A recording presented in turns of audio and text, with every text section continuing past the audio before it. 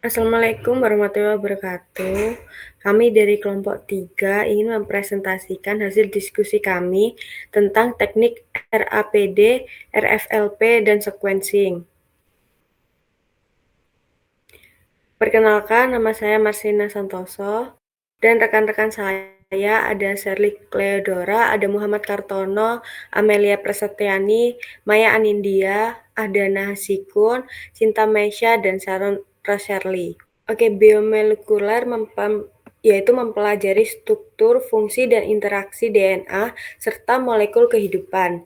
Analisis DNA menggunakan teknik RAPD, RFLP, dan sequencing memiliki peran yang penting. RAPD cepat dan murah namun kurang konsisten, sedangkan RFLP akurat tapi membutuhkan DNA yang berkualitas tinggi. Nah, sedangkan sequencing itu paling detail, namun mahal dan kompleks. Pemahaman ketiganya ini penting untuk penelitian biologi molekuler. Nah, selanjutnya itu teknik RAPD. RAPD adalah teknik PCR dengan primer acak yang menempel pada DNA komplementer, lalu melalui siklus denaturasi, annealing, dan ekstensi menghasilkan fragmen DNA berukuran yang bervariasi. Fragmen ini dipisahkan dengan elektroforesis sehingga membentuk pola pita sebagai sidik jari genetik. Nah, metode ini tuh sederhana, cepat, murah, dan tidak memerlukan urutan DNA, tetapi kurang konsisten, bersifat dominan, serta tidak memberikan informasi yang detail urutan nukleotida. Selanjutnya ada aplikasi RAPD dalam biologi molekuler lingkungan perairan. Yang pertama itu bisa untuk mengidentifikasi dan mengkarakterisasi spesies dengan membedakan spesies morfologis yang sulit dibedakan, menemukan spesies kriptik yang tidak terdeteksi hanya dengan pengamatan morfologi, menentukan variasi intraspesies. Lalu yang kedua, untuk analisis keanekaragaman genetik populasi, mengukur tingkat polimorfisme DNA, membandingkan populasi liar dengan populasi budidaya, menilai dampak fragmentasi habitat terhadap isolasi genetik populasi perairan. Next. Untuk yang ketiga, bisa digunakan untuk konservasi dan restorasi sumber daya hayati, seleksi indukan dengan variasi genetik luas untuk program restocking ikan dan udang, menentukan sumber populasi donor pada program restorasi mangrove ataupun lamun, lalu mengevaluasi keberhasilan rehabilitasi terumbu karang dengan memantau keragaman genetik koloni yang ditanam. Lalu yang keempat bisa digunakan untuk monitoring dampak pencemaran lingkungan dengan mendeteksi mutasi DNA akibat paparan polutan melalui perbedaan pola pita RAPD, lalu menilai penurunan keanekaragaman genetik akibat stres lingkungan, serta menggunakan organisme tertentu. Next. Yang kelima itu bisa digunakan untuk deteksi hibridisasi dan struktur populasi. Untuk identifikasi individu hasil hibridisasi alami, pemahaman aliran gen antar populasi dan hubungan kekerabatan, lalu penyusunan dendrogram genetik. Untuk yang keenam sendiri, yang terakhir aplikasi pada tumbuhan akuatik. Untuk mangrove, RAPD dapat menilai adaptasi genetik terhadap variasi salinitas. Untuk lamun, RAPD dapat menganalisis keanekaragaman genetik antar padang lamun untuk pengelolaan pesisir. Lalu yang terakhir rumput laut, RAPD bisa digunakan untuk mendukung pemulihan strain unggul dengan pertumbuhan dan ketahanan penyakit yang lebih baik.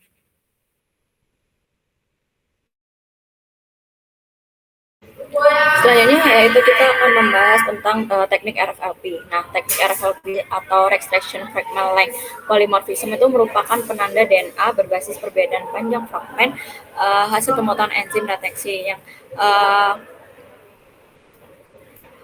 kemudian enzim deteksi ini tuh mengenali urutan spesifik dari basa nitrogen, misalnya itu 4 sampai 8 basa, dan kemudian itu ia dapat memotong DNA pada basa nitrogen tersebut. Selanjutnya, kelebihan dari teknik RFLP sendiri itu yang pertama spesifik dan akurat, karena enzim retraksi ini tuh hanya memotong pada urutan yang sangat spesifik sehingga hasilnya itu dapat diandalkan untuk membedakan variasi genetik. Yang kedua itu tidak memerlukan informasi urutan DNA awal, karena pada teknik ini itu kita tidak perlu tahu urutan lengkap DNA-nya terlebih dahulu, namun kita itu hanya perlu mengetahui probe yang tepat untuk mengenali daerah yang ingin kita teliti. Sebenarnya yang terakhir itu teknik ini tuh relatif stabil karena metode ini itu hasilnya konsisten sehingga menjadi standar untuk berbagai aplikasi seperti uji paternitas dan pemetaan gen penyakit sebelum teknik yang lebih modern seperti PCR berkembang. Next, selanjutnya ini merupakan tahapan dari teknik RFLP yang dimana itu pertama DNA diekstraksi dari sampel yang akan dianalisis seperti darah, jaringan atau mikroorganisme. Kemudian DNA yang telah diisolasi tersebut tuh kemudian dipotong menggunakan enzim retraksi tertentu yang mengenali dan memotong sekuens DNA yang spesifik. Kemudian enzim ini tuh akan memotong DNA menjadi beberapa fragmen dan panjang yang bervariasi tergantung pada lokasi sekuens pengenalan enzim. Selanjutnya, fragmen DNA yang telah dipotong tersebut kemudian dipisahkan berdasarkan ukurannya menggunakan elektroforesis gel, yang dimana gel ini tuh berfungsi sebagai media pemisahan di mana fragmen DNA yang lebih pendek itu akan bergerak lebih cepat daripada fragmen yang lebih panjang. Selanjutnya, setelah pemisahan DNA dalam gel itu ditransfer ke membran nilon atau nitroselulosa yang melalui proses yang disebut dengan Southern blot. Proses ini tuh memungkinkan DNA terikat pada membran untuk analisis lebih lanjut. Selanjutnya, membran yang telah berisi DNA kemudian dihibridisasi dengan probe DNA yang dilabel, yang biasanya itu dengan radioisotop atau fluoresen. Probe ini tuh akan berikatan secara spesifik dengan fragmen DNA yang komplement. Selanjutnya, setelah dihibridisasi, pola fragmen DNA yang berikatan dengan probe divisualisasikan menggunakan autoradiography atau deteksi fluoresen. Nah, pola pita yang dihasilkan menunjukkan variasi panjang fragmen retraksi yang mencerminkan polimorfisme dalam sekuens DNA. Itu saja untuk teknik RFLP. Nah, selanjutnya aplikasi RFLP. Dalam ekosistem perairan, RFLP diaplikasikan untuk identifikasi berbagai organisme seperti ikan, kerang, udang, hingga plankton. Banyak spesies yang tampak serupa secara fisik, tetapi sebenarnya berbeda secara genetik, sehingga metode ini membantu menghindari kesalahan identifikasi. Nah, RFLP ini juga digunakan untuk memantau keragaman genetik populasi alami maupun hasil budidaya. Informasi tersebut sangat penting untuk mencegah penurunan kualitas genetik akibat perkawinan sedara atau inbreeding pada program budidaya maupun restocking, sehingga keberlanjutan ekosistem dan hasil perikanan tetap terjaga. Nah, ini adalah contoh kasus aplikasi RFLP. Nah, dalam penelitian dari Universitas Airlangga menggunakan teknik RFLP pada gen kitokrom B untuk mempelajari keragaman genetik sidat. Dari beberapa lokasi di Indonesia seperti Tulungagung, Manado, Medan, dan Cilacap, hasil analisis menunjukkan adanya variasi kesamaan antar sampel antara 32% hingga 96%, sehingga pola fragmen berbeda saat dikenai enzim MSPL dan HAL. Ini menunjukkan klaster genetik yang berbeda antar populasi berguna untuk mengidentifikasi unit pengelolaan dan strategi konservasi lokal.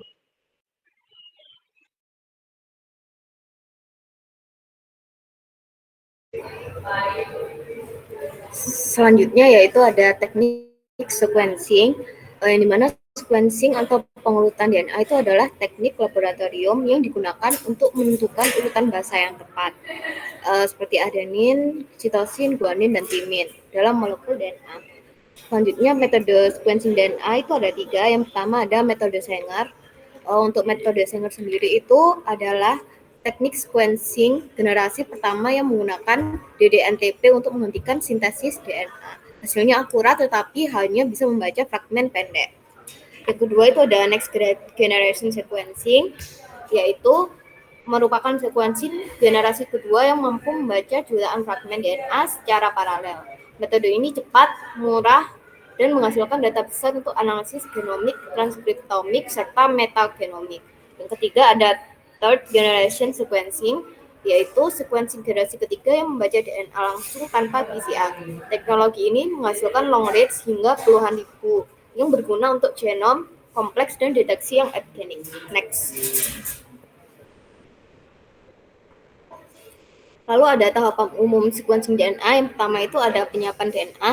Yang kedua ada proses amplifikasi melalui PCR dengan menggunakan primer universal. Yang ketiga ada pemurnian DNA. Yang keempat ada elektroforesis. Yang kelima pembacaan elektroforegram hasil sequencing. Next. Lalu selanjutnya ada perbandingan dari metode sequencing. Dari Sanger sequencing itu sendiri tahun dikembangkannya 1977, untuk next generation 2005 dan third generation sequencing 2010. Lalu untuk panjang bacanya Sanger itu di 500 sampai 1000 BP, untuk di next generation itu ada 50 sampai 300 BP, dan third generation hingga lebih dari 10.000 BP. Lalu untuk skalanya di Sanger itu ada 1 fragmen per reaksi, di next generation jutaan fragmen paralel, dan yang ke third generation itu ada DNA panjang langsung. Lalu untuk kecepatannya Sanger itu lambat, NGS itu cepat, lalu third generation itu cepat. Lalu untuk akurasinya yang Sanger itu tinggi, lalu yang next generation juga tinggi, dan third generation itu awalnya lebih rendah, kini meningkat. Lalu untuk biaya perbasanya itu yang saya ingat tuh mahal, yang next generation murah, dan yang third generation sedang sampai mahal. Untuk kegunaan utamanya Sanger sequencing yaitu verifikasi gen, diagnosis sederhana, dan untuk next generation whole genome sequencing, dan yang third generation analisis genom kompleks dan long reads.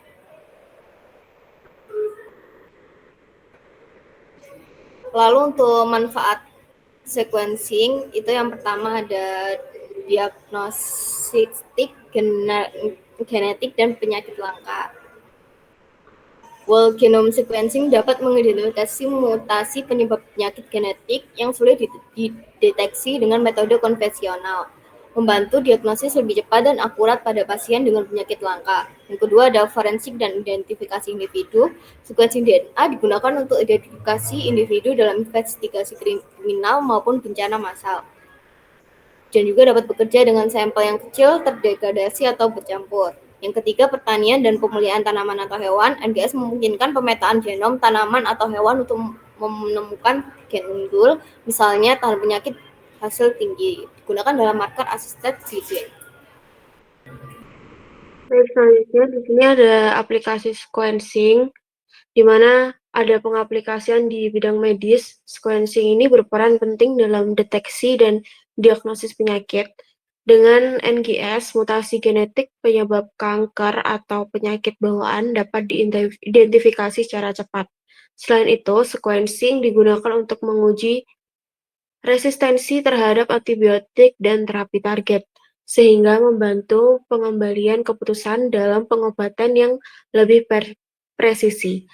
Dalam era kedokteran personal atau personalized medicine, sequencing menjadi dasar untuk merancang terapi yang sesuai dengan profil genetik pasien. Kemudian ada sequencing dalam bioteknologi. Di bidang bioteknologi, sequencing mendukung pengembangan produk berbasis genetik. Teknik ini digunakan dalam rekayasa genetika, misalnya untuk memodifikasi organisme agar menghasilkan senyawa tertentu, memperbaiki sifat tanaman, atau meningkatkan produktivitas hewan ternak. Sequencing juga berperan dalam perancangan vaksin modern seperti vaksin mRNA, serta menjadi dasar bagi pemanfaatan teknologi CRISPR dalam mengedit gen secara presisi. Kemudian ada sequencing, aplikasi sequencing dalam ekologi dan mikrobiologi. Sequencing memungkinkan analisis komunitas mikroba melalui pendekatan metagenomik. Dengan metode ini, peneliti dapat mempelajari keanekaragaman mikroorganisme tanpa harus mengkultivasi mereka di laboratorium. Selain itu, teknologi environmental DNA atau ADNA memungkinkan pendeteksian spesies dalam suatu ekosistem hanya dari sampel lingkungan seperti air atau tanah. Aplikasi ini sangat berguna dalam monitoring biodiversitas, konservasi spesies langka, serta deteksi organisme invasif. Kemudian yang terakhir itu ada aplikasi dalam studi evolusi dan filogenik. Dalam bidang evolusi, sequencing digunakan untuk melacak kekerabatan antar spesies dan menganalisis sejarah evolusi suatu organisme. Perbandingan urutan genom dari berbagai spesies memberikan pemahaman mengenai proses divergensi genetik, adaptasi, serta asal-usul suatu organisme. Selain itu, analisis sequencing pada tingkat populasi membantu mengungkap variasi genetik dan struktur populasi yang penting dalam studi biologi konservasi. Next. Baik, selanjutnya itu ada perbandingan RAPD, RFLP, dan sequencing.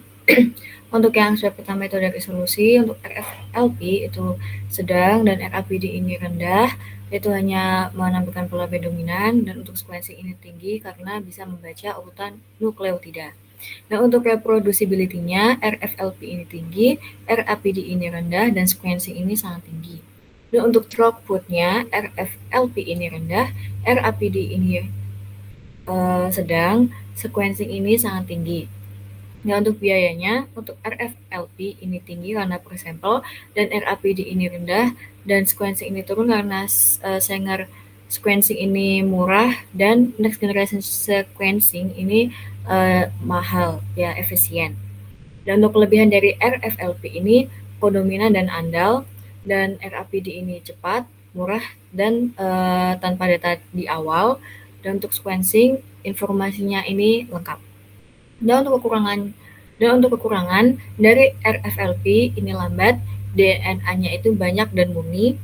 Dan untuk RAPD dominan dan sulit untuk direproduksi. Dan untuk sequencing itu butuh bioinformatika dan biaya yang banyak. Next.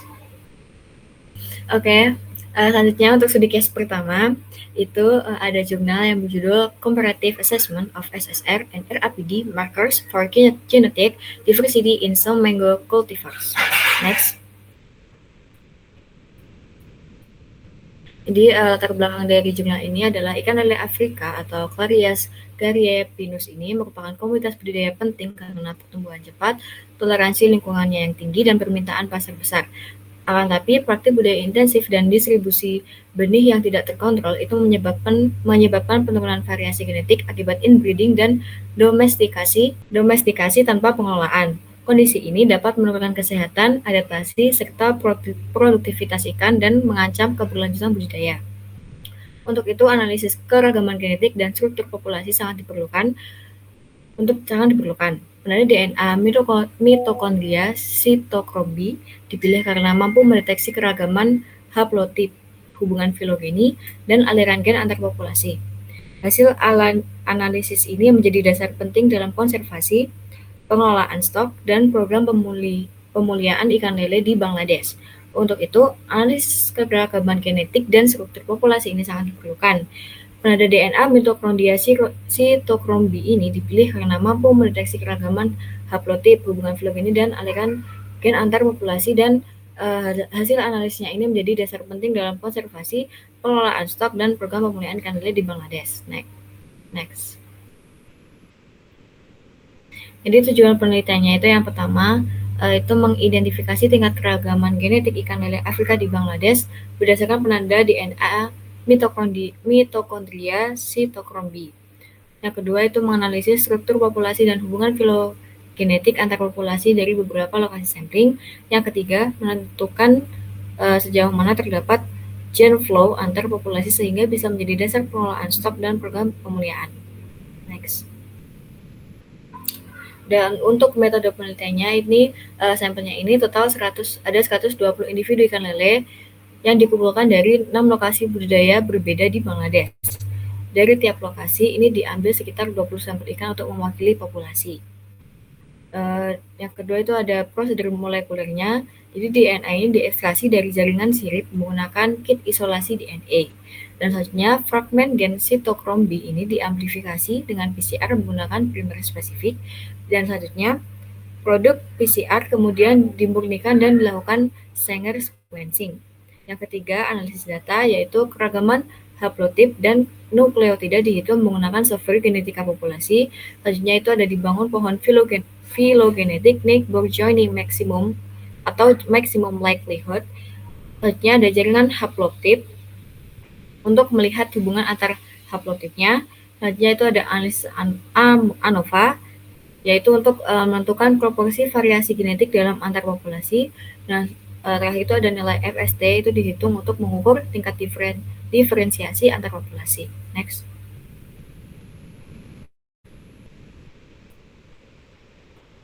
Jadi untuk hasil dan pembahasannya, jadi temuan utama jumlah haplotip dan sampel. Jadi dari 120 sampel ikan lele ini diambil dari 6 lokasi dan ditemukan 18 haplotip unik berdasarkan analisis gen sitokrom B. Dan interpretasinya itu ada variasi haplotip yang berarti masih terdapat heterogenitas genetik di tingkat individu. Yang kedua itu ada keragaman haplotip versus keragaman nukleotida. Jadi haplotip diversity ini relatif tinggi dan banyak haplotip yang berbeda. Dan untuk nukleotid diversity ini rendah karena perbedaan urutan antara haplotip ini relatif kecil karena biasanya hanya 1-2 substitusi. Yang ketiga ini ada implikasi karena populasi menyimpan variasi dalam bentuk banyak haplotip.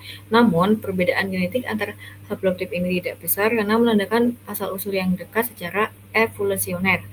Yang ketiga ini ada struktur populasi filogenetik dan jaringan haplotip. Untuk pohon filogenotik ini tidak menunjukkan klaster geografis terpisah. Karena sebaliknya haplotip ini dari lokasi berbeda dan dicampur dalam satu kelompok besar. Selanjutnya ada jaringan haplotip ini memperlihatkan banyak haplotip yang saling terhubung langsung, bisa sampai 1-2 mutasi. Selanjutnya ini ada interpretasinya yaitu pola ini itu konsisten dengan chain flow yang tinggi antar lokasi. Next. Yang keempat ini hasil ANOVA dan FST-nya. Jadi untuk ANOVA ini bisa sampai 90% karena variasi genetik ada di dalam populasi dan hanya 10% itu berada antar populasi. Dan untuk nilai FST-nya ini rendah karena diferensiasi genetik antar lokasinya lemah. Dan untuk implikasi praktisnya ini jadi populasi relatif homogen secara genetik di seluruh lokasi sampling. Untuk mekanisme yang kemungkinan menjelaskan pola genetik. Jadi untuk praktik distribusi benih atau seed transfer dari hatchery ke berbagai daerah ini menyebabkan perpindahan gen antar lokasi. Dan perbedaan ini mengurangi struktur geografis sehingga menggabungkan stok dari berbagai asal. Dan untuk selanjutnya ada dampak ekologi dan manajemen. Jadi manfaat dari gen flow ini yaitu membantu mempertahankan variasi haplotip dan mengurangi resiko inbreeding jangka pendek. Dan untuk resikonya ini ada homogenitas berlebihan itu dapat menekan adaptasi lokal seperti mistoleransi penyakit dan adaptasi lingkungan yang spesifik sehingga populasi ini bisa menjadi rentan terhadap ancaman serupa di banyak lokasi. Dan untuk rekomendasi manajemen stok ini perlu memasukkan strategi konservasi genetik.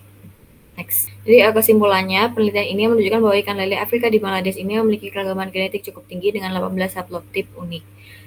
Meskipun keragaman nukleotidanya ini rendah, sehingga populasi relatif ini homogen.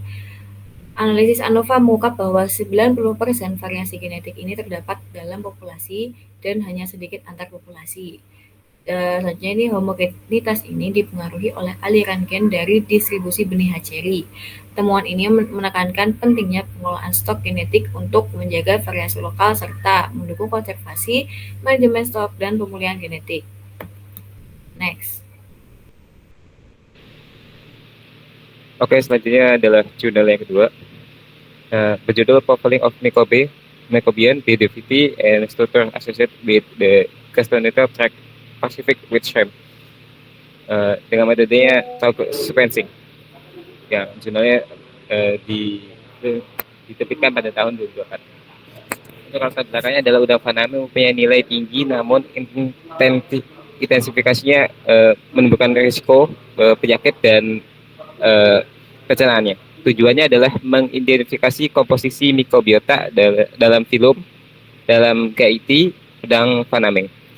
Pengukuran keragaman dengan indeks Simpson, Shannon, dan CL1, penentuan core mikrobiom pada usus udang, analisis implikasi keragaman mikrobiota terhadap kesehatan, pertumbuhan, dan keberlanjutan udang budidaya. Next. Untuk metodenya itu terdapat 30 sampel udang faname dari 3 tambak dengan preparasinya menggunakan GIT diisolasi aseptik dengan suhu minus 20 derajat Celcius dan ekstraksi DNA menggunakan kit komersial sesuai protokol. Ada amplifikasi gen 165 RNA, ada sequencing platform Illumina MISEC, dan analisis data yang menggunakan KEEMA 1.91. Untuk autos keberagaman mikroba menggunakan indeks Simpson, Shannon, dan CRO. Visuasi menggunakan R, PaxGag, gigi plotju, dan identifikasinya menggunakan taksonomi hingga tingkat genus. Next, untuk hasil dan pembahasannya itu ada total ada 306.000 jumlah sekuens DNA terbentuk dari 1.700 autos, yaitu kelompok unit mikroba yang kecil dengan filum dominannya adalah Proteobacteria sebesar 53,95% dan ada Anobacteria. Filum lainnya adalah Bacteroida dan filum lainnya yang berperan kecil. Ada genus yang dominan adalah Ilmatobacter 24,44% dan Rungeria 6,24%. Vibrio rendah mengidentifikasikan bahwa udang dalam kondisi sehat, tidak terjadi penyakit. Next. Untuk keanekaragaman dan perbandingannya ada indeks Simpson 0,72 sampai 0,92 menunjukkan bahwa keragaman mikrobiotanya itu tergolong tinggi. Indeks Shannon itu 3,08 dan 5,15 menunjukkan kemerataan distribusi mikroba yang menunjukkan komunitas mikrobiota yang relatif merata. Indeks CRO-nya adalah 439 sampai 646, itu mempunyai nilai yang tinggi dan artinya potensi spesies lain yang belum terdeteksi cukup banyak. Dibandingkan penelitian di negara lain, Vietnam, Malaysia, dan Prancis, nilai indeks pada udang di Indonesia lebih tinggi, kemungkinan dipengaruhi oleh faktor lingkungan, pakan, dan sistem budidaya. Next.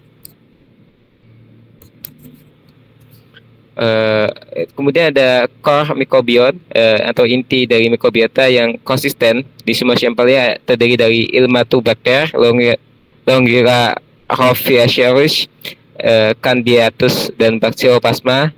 Dan implikasi praktisnya dalam mikrobiota dapat digunakan sebagai indikator kesehatan udang dan dasar pengembangan probiotik berbasis mikroba lokal. Rekomendasi dari penelitian ini adalah perlu penelitian lanjutan sehingga dapat menghubungkan profil mikrobiota dengan kinerja budidaya seperti SR, FCR, dan ketahanan penyakit. Untuk next, untuk kelebihan dan kekurangannya mungkin ada metode yang modern, ada kontribusi yang baru, dampak data yang komprehensif, dan aplikasi yang praktis untuk kelebihan. Serta untuk kekurangannya adalah jumlah sampel yang hanya 30 dari 3 tambak, ada analisis GIT yang umum, ada identifikasi taksonomi yang hanya identifikasi taksonomi sehingga kurang analisis fungsional, tidak terlihat performa budidaya. Next. Untuk kesimpulan dari jurnal tersebut adalah bahwa biodiversitas mikrobiota usus udang faname ditambak intensif di Jawa Timur menggunakan 165S RNA application sequencing menunjukkan hasil dominan pada protobakteria dan antinobakteria dengan genes utamanya adalah Ilmatobacter dan Rongeria dan mendukung kesehatan udang. Indeks Simpson, Shannon, dan COA menuliskan tingginya keagaman mikrobiota sehingga ditemukan core mikrobien. Temuan ini menekankan pentingnya menjaga keberagaman mikrobiota untuk pertumbuhan dan ketahanan udang. Next. Selanjutnya ada kesimpulan dari semua materi yang telah dijelaskan bahwa yaitu adalah teknik RAPD, RFLP, dan sequencing DNA memiliki prinsip dan kelebihan dan keterbatasan masing-masing. RAPD cepat, sederhana, ekonomis, dan kurang konsisten. RFLP teliti dan mampu membedakan heterozigot dan homozigot. Namun DNA berkualitas tinggi dan waktunya lebih lama. Sequencing memberikan informasi urutan nukleotida paling detail, resolusi tinggi, tapi menggunakan teknologi dan analisis yang kompleks. Ketiga, teknik berperan penting dalam memahami variasi genetik, hubungan keterbatasan, dan aplikasi di kesehatan, bioteknologi, pertanian, serta konservasi, sehingga pemilihan metode tergantung tujuan, sumber daya, dan tingkat akurasi yang diinginkan. Next. Terima kasih. Baik, mungkin itu saja yang bisa kelompok kami sampaikan. Kurang lebihnya mohon maaf. Wassalamualaikum warahmatullahi wabarakatuh.